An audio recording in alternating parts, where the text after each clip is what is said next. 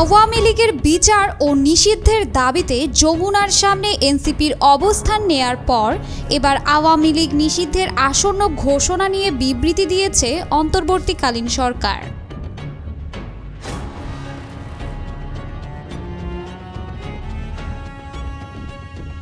বিবৃতিতে আওয়ামী লীগ নিষিদ্ধ করার দাবি গুরুত্বের সঙ্গে বিবেচনা করা হচ্ছে বলে উল্লেখ করা হয়েছে। প্রধান উপদেষ্টার প্রেস উইং থেকে আজ শুক্রবার দুপুরে দেয়া এক বিবৃতিতে কথা বলা হয়। বিবৃতিতে বলা হয়, আওয়ামী লীগ নিষিদ্ধের ব্যাপারে আলোচনা করে দ্রুত সিদ্ধান্ত নেওয়া হবে।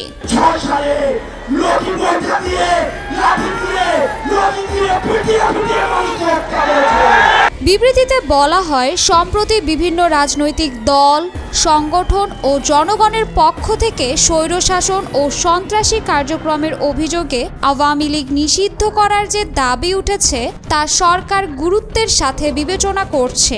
এ ব্যাপারে সরকার রাজনৈতিক দলগুলোর সাথে ইতোমধ্যে যোগাযোগ স্থাপন করেছে। তাদের সাথে আলোচনা করে দ্রুত সিদ্ধান্ত গ্রহণ করা হবে। আরও বলা হয়, আওয়ামী লীগের নেতা ও সমর্থকদের সন্ত্রাসী কার্যক্রমের বিষয়ে জাতিসংঘের প্রতিবেদনও সরকারের বিবেচনায় রয়েছে। সে পর্যন্ত সকলকে ধৈর্য ধারণ করার আহ্বান জানানো হয়েছে। উল্লেখ্য যে ইতোমধ্যে সরকার জনদাবির প্রতি সম্মান জানিয়ে প্রচলিত আইনের অধীনে সন্ত্রাসী সংগঠন আখ্যা দিয়ে ছাত্রলীগকে নিষিদ্ধ করেছে। সরকারের পক্ষ থেকে বলা হয়, মানবতা বিরোধী অপরাধের সাথে জড়িত সংগঠনের বিরুদ্ধে ব্যবস্থা গ্রহণের জন্য আন্তর্জাতিক অপরাধ আদালত আইন সংশোধনের উদ্যোগ নেওয়া হয়েছে। সবশেষ জনগণকে আশ্বাস দিয়ে বলা হয়, ফ্যাসিবাদী সরকারের সাবেক রাষ্ট্রপতি ও হত্যা মামলার আসামি আব্দুল হামিদের বিদেশ গমন সম্পর্কে জনমনে ক্ষোভের বিষয়ে সরকার অবগত। এ ঘটনার সাথে জড়িত সকলের বিরুদ্ধে উপযুক্ত আইনগত ব্যবস্থা নিতে সরকার বদ্ধপরিকর।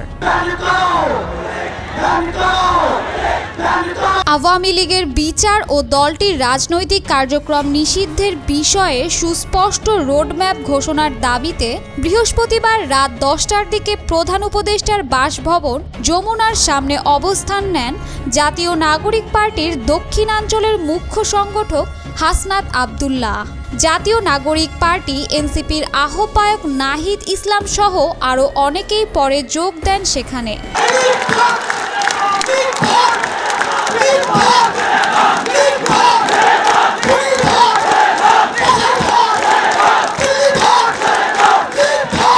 রাত 10টার পর হাসনাত আব্দুল্লাহর নেতৃত্বে যমুনার সামনে অবস্থান কর্মসূচিতে এনসিপির আহ্বায়ক নাহিদ ইসলাম গভীর রাতে দেওয়া এক বক্তব্যে বলেন, আওয়ামী লীগ নিষিদ্ধ করার প্রতিশ্রুতি অন্তর্বর্তী সরকারের শুরুতেই ছিল। আজ 9 মাস পেরিয়ে গেছে, তবুও সেই পদক্ষেপ না নেয়ায় আমাদের আবার রাজপথে নামতে হলো।